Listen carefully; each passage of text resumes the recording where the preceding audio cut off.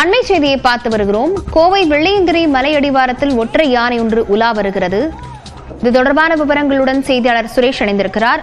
சுரேஷ், யானையை விரட்டுவதற்கு வனத்துறை எதுவும் நடவடிக்கை மேற்கொண்டிருக்கிறார்களா? லவண்யா, கோவை வெள்ளியங்கிரி மலை அடிவாரத்தில் அமைந்துள்ள பிரசித்தி பெற்ற பூண்டி ஆண்டவர் கோயில் வளாகத்தில் நேற்று நள்ளிரவு ஒற்றை காட்டு யானை புகுந்து பெரும் அட்டகாசத்தில் ஈடுபட்டு வந்தது பெரும் பரபரப்பை ஏற்பட்டு வருகிறது.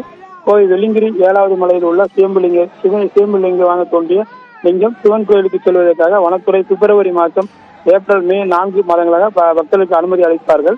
இந்த ஆண்டு கடந்த பிப்ரவரி மாதம் முதல் பக்தருக்கு மலையேற வனத்துறையினர் அனுமதி அளித்துள்ளனர். இதற்காக கடந்த பிப்ரவரி முதல் தமிழகம் மட்டுமல்ல பல்வேறு மாநிலங்களிலிருந்தும் பல ஆயிரக்கணக்கான பக்தர்கள் மலையேறி சாமி தரிசனம் செய்து வருகின்றனர். இந்நிலையில் கடந்த சில மாதங்களாகவே வெள்ளியங்கிரி அடிவார பகுதியில் உள்ள பூண்டி ஆண்டவர் கோயிலில் சன்னதி வளாகத்தில் மலையேறும் பக்தர்களுக்கு அன்னதானம் வழங்கப்பட்டு வருகிறது.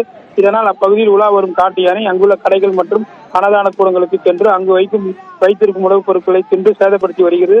இதனால் பெரும் பக்தர்கள் அதிர்ச்சி அடைந்து வருகின்றனர். மேலும் கடந்த 4 நாட்களுக்கு முன்பாக இதே போல கோயில் வளாகத்துக்குள் புகுந்து தற்காலிக அன்னதான கூடத்தை சேதப்படுத்தியது.